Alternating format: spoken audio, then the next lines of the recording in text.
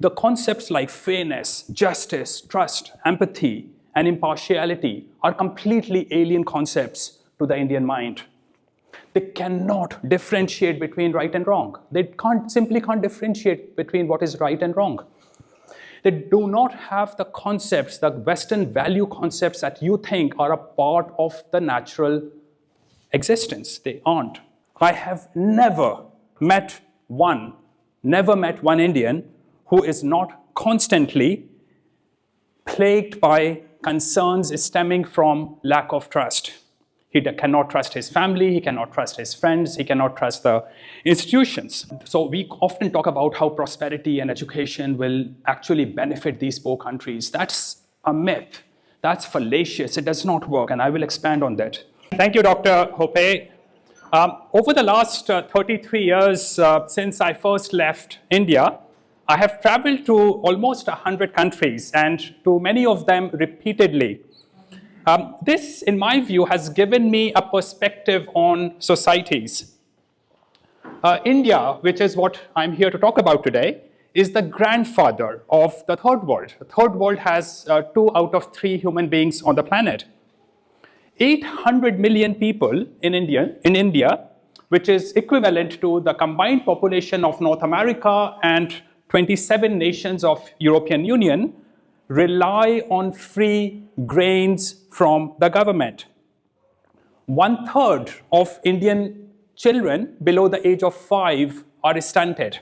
And that's an exaggerated figure in the sense that the number is actually much higher. A low single digit Indians might have the material resources.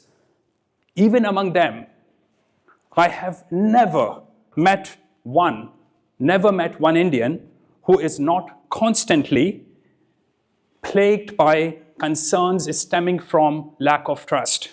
He cannot trust his family, he cannot trust his friends, he cannot trust the institutions. India is a veritable hellhole.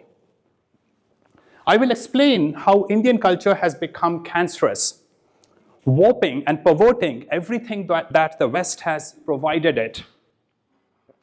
This has significant implications for the West because immigrants keep pouring in. I will, in my talk, outline the structure or lack thereof that renders life in India a constant drudgery filled with moment-to-moment exploitation and abuses. As a child, my experiences was one where might is right underpinned everything, absolutely everything. Animalistic instincts subliminally were hardwired into us. Power was invariably abused, with those in control thinking that they had the God-given right to exploit, dominate, and dehumanize others. The display of authority was so extreme that any questioning, even you asked your teacher a simple question, or expecting those in authority to perform their duties, led to immediate retribution. Those in authorities, those days and even more today, and that's what I'm going to come to later, how India is worsening with time, they believed that their positions were not for serving others. That's invariably the case. No government person or person in authority, even in private sector, thinks that he's there to serve other people, to provide a service. He thinks he's in that position for personal gain, whether through bribery, which is omnipresent in that country and shamelessly asked for, sadism, which is a perversion of human character, and pursuit of reverence. They want you to prostrate in front of them, the authorities in the country. The only person who shows respect in India is the one, and was the one, who accepts a lower, subservient position in life, in the hierarchy. I'm 56 years old, I have never witnessed a situation in India where someone in authority took the initiative to address a problem he was responsible for. When I was at the university in India, a young boy, a male boy, was sodomized and raped by the janitors. I reported the matter to the authorities. I took this boy to the police and to the university officials.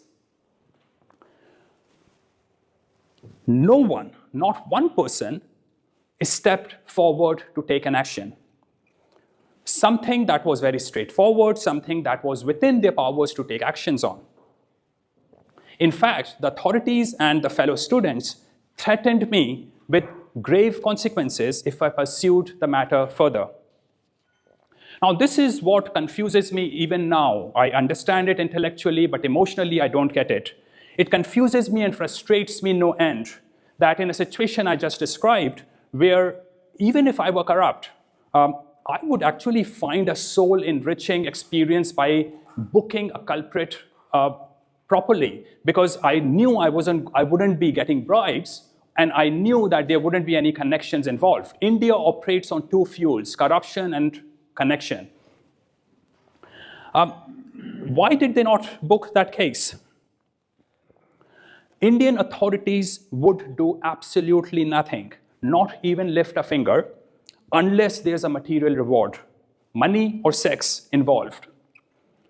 Their apathy is a bottomless pit. Now, here is the problem. Doing your job in that culture is seen as effeminate by those in authority. Doing your job means that you are a weak-minded person. You are not macho. If you can shirk from your responsibilities, you are considered a macho.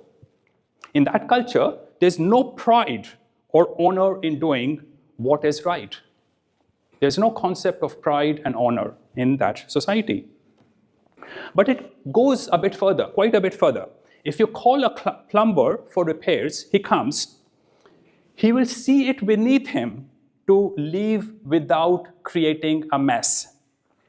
He will deliberately do a shoddy job, even if it would not have taken him more time to do a better job.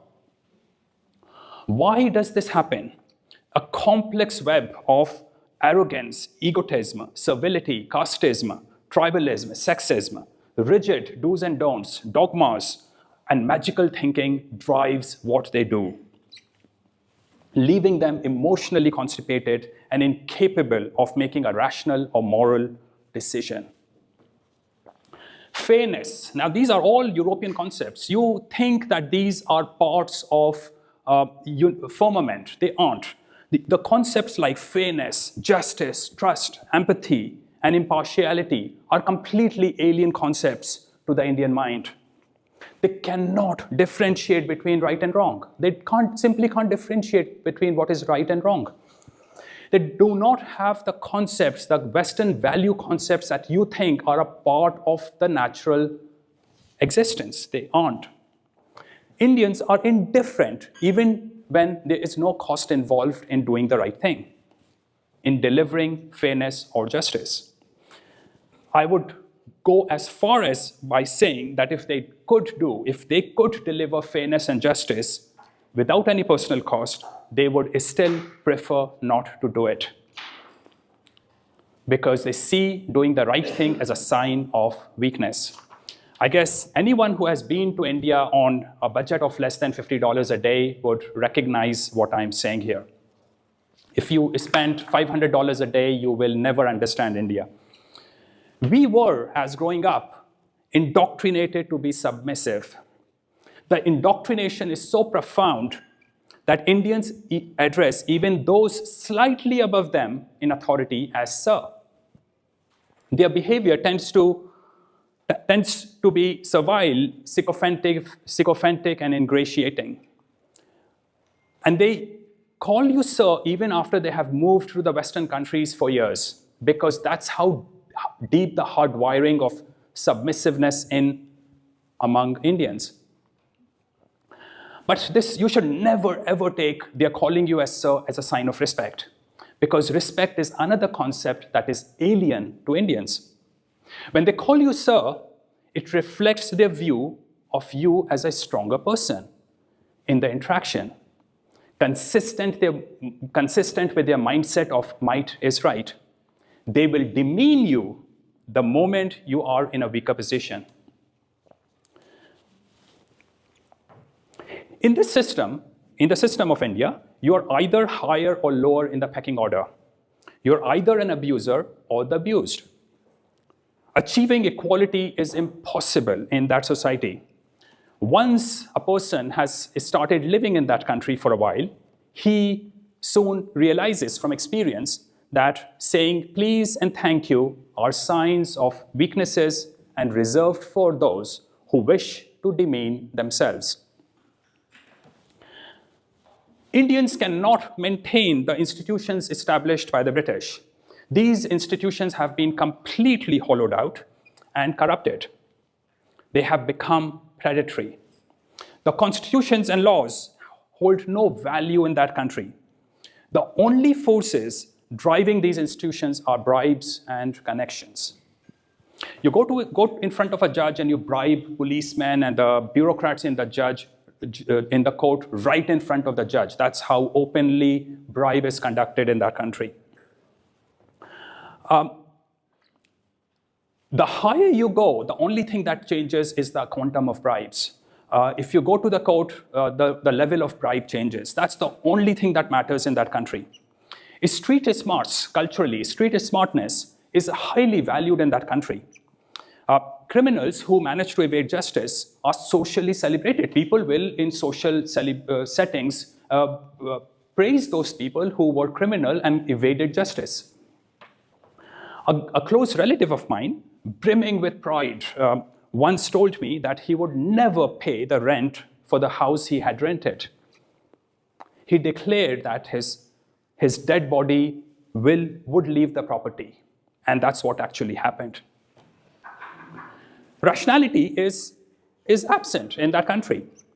When someone is cheated and trust is nowhere in that country, he rarely seeks justice against the cheater.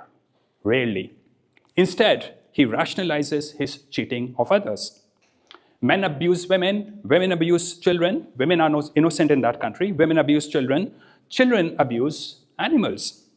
Animals attack whosoever they can. Higher caste individuals abuse lower caste individuals.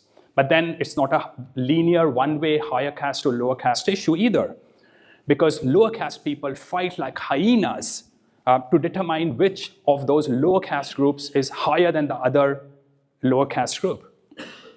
It is a perpetual cycle of irrationality and arbitrariness. People lie openly. Everyone knows everyone lies, but everyone lies anyway. Most people feel no cognitive dissonance because they cannot distinguish between truth and falsehood. And I'm going to come to it in a bit, explaining that the meaning of truth was a revelation to me when I moved to the United Kingdom. They convince themselves of their lies so much that they can no longer differentiate between myth and reality, fact and fiction. Now, I know this sounds dystopian, and some people who have never been to India are probably shaking their heads thinking this couldn't be true. But I cannot imagine what about India that is not dystopian. George Orwell was actually born in India, by the way. Conversations in that country are driven solely for personal gain, with a steadfast belief in a zero-sum game, or actually they prefer a win-lose game. If you don't lose in a transaction, they don't feel good about it.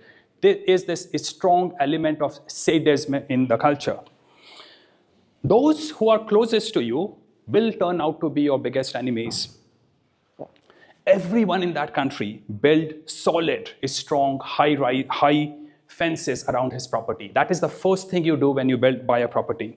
Fully aware that his neighbors would encroach on his land if given a chance. You sleep without a fence on your property, and next day morning, your land would have been encroached on, and you can do nothing about it.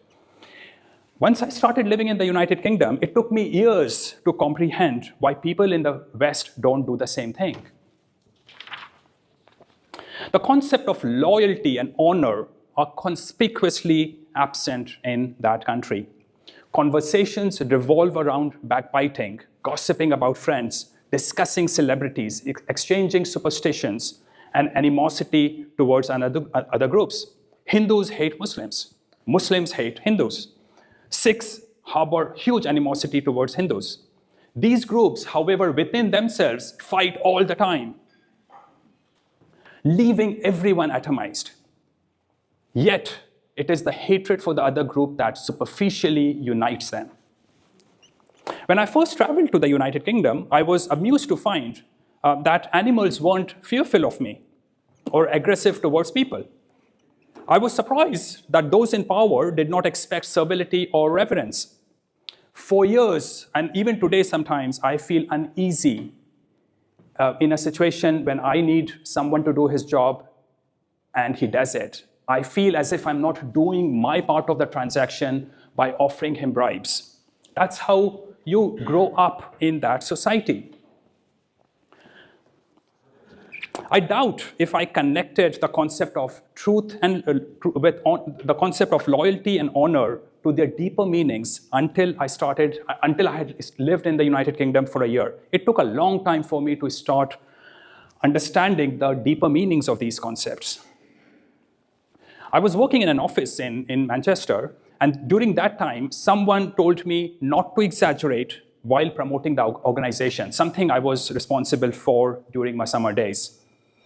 For the first time in my life, I began to see that people wanted to speak the truth for the sake of speaking the truth. I had always, of course, known the word truth, but for the first time, I started to grasp its essence. Now, strangely, very anomalous in India were my grandfather and my dad, who were in financial matters very extremely honest and held self-respect very highly. Our family was pretty reasonably well off and well connected politically, but this only allows me to understand 25% of India's depravities and degradations. I simply don't have an understanding of what else really happens in the country because I'm not a woman, I'm not from the lower caste, I don't live in slum areas, and I'm not raped and brutalized by the police the way 80 to 90% of Indians do. The problem, however, is that if you invited someone who understood, who had experienced more than 25% of Indian depravities and degradations, his mind would have been fried by what he would have experienced, and he would have been incapable of communication. Indians, of course, fail to differentiate between the difference between depravity and non-depravities. So here is the foundational principle to understanding India. It is an amoral, irrational society devoid of values. Any values you try to instill will slip off like a water off a duck's back. In my lifetime, I have seen a continual worsening of Indian society. Whatever grace and civility Christian missionaries and European colonizers had instilled in Indians has been slowly but surely eroding. I distinctly recall the first day I was outside the country. I flew into London, I was on a train to Manchester.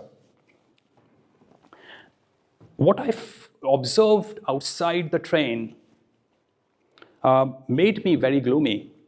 I saw dull-looking houses, which were too clean for my taste, very clean waterways and very clean air. The absence of hustle and bustle in the trains and calmness of the train made me disoriented and gloomy. I did not know how to cope with a situation where there was no constant assault on my senses.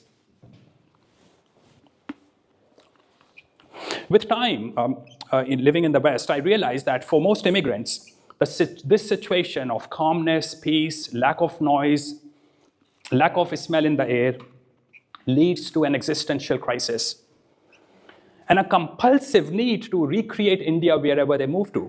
That is why even when you go to a $1 million house ghettos in the Western society occupied by Indians and other third world people, you face familiar smells and noise and chaos. They desperately need those smells and chaos and a constant hustle and bustle.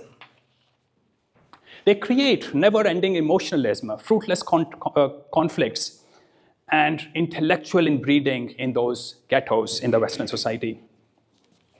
When I was in the Manchester Business School, we were given the fob, the electronic fob to enter the university whenever we wanted to, 24 hours a day. The fellow immigrants I talked with, we always wondered if British were so stupid that they trusted us. This was so unusual, so completely unusual for us. Most of these people, however, most of these immigrants would never try to grasp the emotional significance of trust and gratitude. Worse, they discovered, as time passed by, that complaining often led to material benefits. The only thing they genuinely cared for in the multicultural West. Once, a friend of mine and I went for a drive in Manchester. My friend had had a couple of drinks too many. He ran a red light. We were pulled over by the police. I was completely stunned by the respect with which the police treated my friend. In India, the police would have humiliated and exploited even the passengers who had no business in the game. Abusing and exploiting the weak was and is a way of life in India. Of course, because my friend had high alcohol level, he was arrested. The policeman who arrested him said that instead of leaving me on the highway, he would be happy to give me a ride to the police station if I wanted to do something else from there on. I said, yes, I will come with you. So I sat next to the policeman in the car. Now, this was a year into my life in the United Kingdom, but I was emotionally overwhelmed. That on the way to the police station, I talked with him, this police guy, how the same situation would have turned out in India. The cycle of abuse and exploitation and humiliation they would have inflicted on the driver and the passengers. Now, those days, I used to live in a very high crime area of Manchester. I had no money. The police would follow me late at night they would just follow me while I walked. I asked this policeman who was driving me to the police station, why did they never stop me to ask me questions on what I was doing? And he told me that they followed me to ensure my safety, but more importantly, they had no authority to stop me without a legitimate cause. For the first time in my life, I was beginning to grasp the British respect for personal space. Now, my intention was not to manipulate the policeman at that time. But after making my friends, what he did was he got my friend to sit for an hour or two to sober up, and without charging him, he let us go. I began to realize over a period of time that while those in power in the United Kingdom often applied the law with flexibility, considering the spirit behind it, I guess the policeman realized that we were decent fellows. He did not really want to pursue that anymore. In India, every single law is wielded as a tool for exploitation and predation. There's no exception.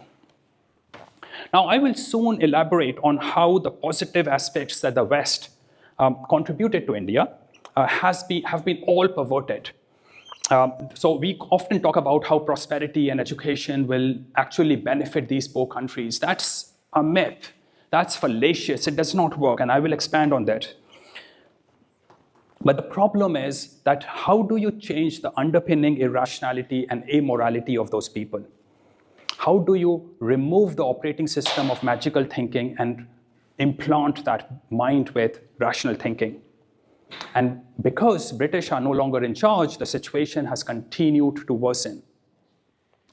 Statistics fail to resonate in the Indian psyche. There is no sense of gray area among Indians. Everything is perceived as black or white, with no appreciation for nuance. This lack of proportionality leads to indecisiveness and inability to value things. In the end, unrestrained emotions drive their lives, even of the intelligent people. I carried a part of the same mindset with me when I moved to the UK. Realigning my thinking with reason, morality, and Western values was a Sisyphean task. In India, I attended one of the top engineering colleges, and believed myself to be very creative, decisive, and well-grounded.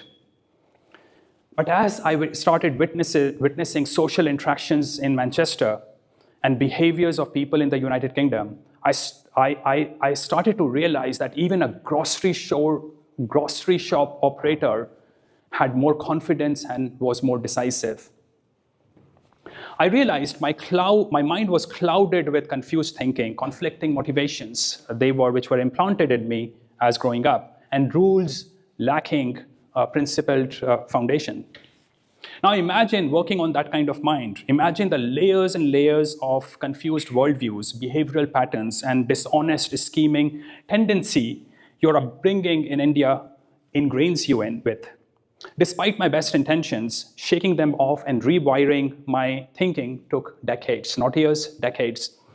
Even if I believed that something was good, it was often still, even if a belief was still good, it was often still based on irrational or magical thinking principles, if I can call those principles.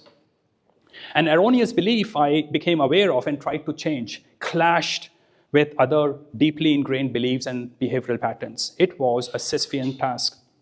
It was like trying to change a broken brick in a castle of my beliefs and worldviews without destabilizing the entire structure.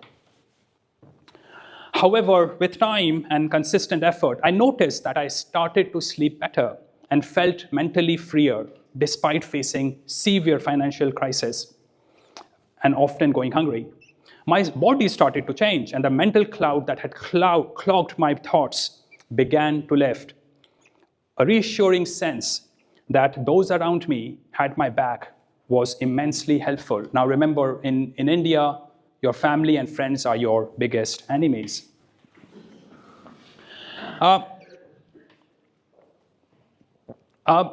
Strangely, a chronic stress that afflicted me started to fade away as well. India continues to be one of the most stressed countries on the planet. Most of the third world countries are. My grandmother told me two things which I thought were very backward looking, something that I have changed my views on, and I have come to side with her ways of thinking. She believed that some people needed to stay on the edge of starvation because if given more, they would create problems. Despite being one of the most egalitarian people I knew, befriending her chauffeur and tailor, she would remind me that not everyone deserved a seat at the table unless he was truly fit for it. Human rights is a Western concept that is incomprehensible to Indians. They fail to understand personal space and respect for the individual. Speaking to them about rights, even negative rights, I'm not talking about positive rights, even about negative rights only leads to confusion. They fail to differentiate between negative and positive rights. When taught about negative rights, what will they do? Because remember, the underpinning, the substrata is irrationality and immorality and an absence of values. They glean only the self-serving part of the negative rights. For example, when people are taught about property rights, what do they glean out of it? They learn to protect their property, but fail to recognize rights of others. Women, when they are taught about that rape is a violation, begin to perceive rape in everything and use it as a tool to exploit men. Most of the filed rape cases in India are today fake. As Indians are introduced to the concept of rights, their minds, instead of getting some sense out of those negative rights, their minds start to shift from focusing on their wretched lives to and accepting their wretched life as fate, start adopting a victim mentality. That's where my grandmom was coming from. So here is the problem with Indians. You cannot teach them anything good until the foundations of morality, rationality, causality, and other Western values have first been laid in their minds. How would you do that job? I don't know how you can do it. Without these foundations, the fruit of the Western civilization only serve to turn their hedonistic tendencies into something more malevolent. Every civilizational fruit, education, Western clothing, prosperity, Western institutions have been perverted in India. The institutions left behind by the British have been hollowed out, become purely predatory, and sadistic. This occurred because in post-British India, those in power prize expediency and resource acquisition. Remember, their instinct is all about money and sex. They have no interest in ideas. They have no interest in anything spiritual. They see acquisition of resources as the sole purpose of their lives. Today, India lacks even the vague rule of law that existed before the arrival of Europeans. This is why, in my view, when India has fallen apart, and it will fall apart, and a Taliban-like system comes into exist in India from the ashes, it will be an improvement on what India is today. I'll continue talking about how the good things that the Western civilization offered to India have been perverted. Without Western missionaries, Christianity has been nourished by Indian superstitions and magical thinking, and has become voodoo. Given the lack of interest in ideas that Indians have, a lack of interest that they have in abstract thinking, grammar is unnecessary to them. English, for most people, have become pidgin. Western education and Western clothing have been adopted purely from a cargo cult mentality. The focus is on obtaining certificates, putting on Western clothes, and they think that is all that matters. The skills behind those certificates is completely immaterial to their minds. They completely fail to see education as a path to intellectual growth or as a means to become better human beings.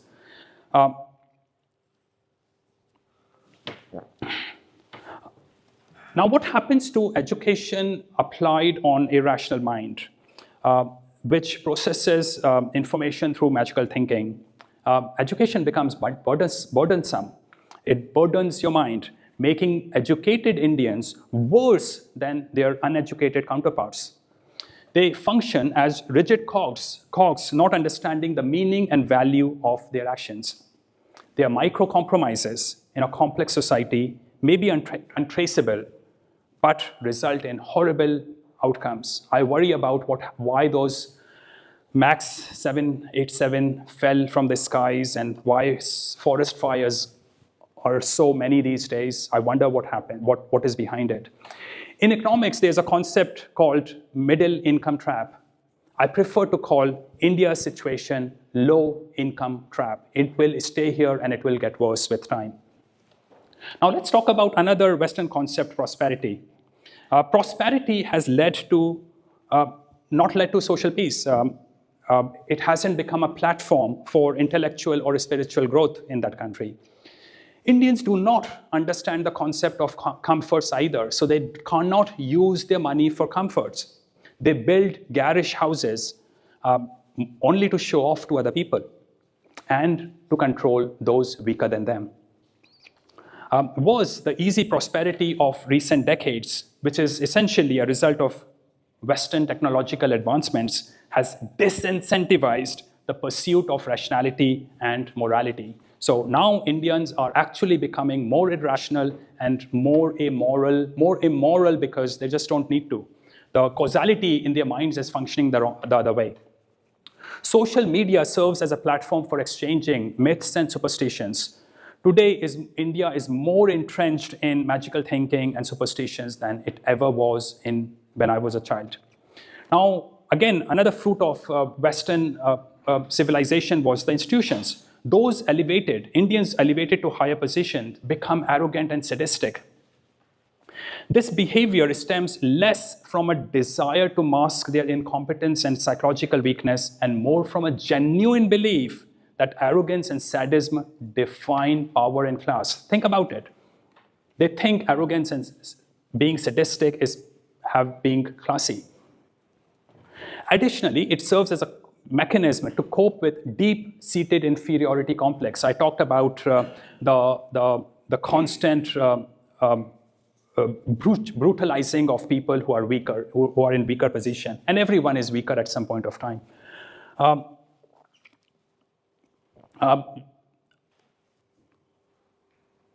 The wealth that, when Indians look at the Western society and when they look at the wealth, it hypnotizes them. They fail to understand the underpinnings of that success because they are only interested in the facade and that's all they can see. When they view the West, they equate Westernization with Hollywood stereotypes.